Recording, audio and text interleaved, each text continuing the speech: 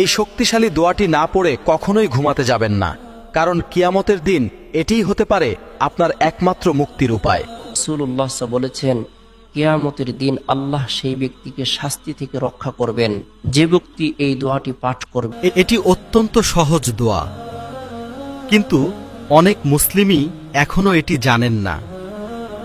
দোয়াটি শেয়ার করার আগে অন্তত একজন প্রিয় মানুষকে ভিডিওটি পাঠান, কারণ একটি দোয়া শেয়ার করাও হতে পারে বড় সওয়াব।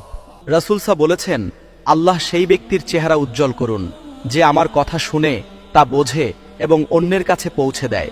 এখন এই দোয়াটি পড়ুন এবং মুখস্থ করুন।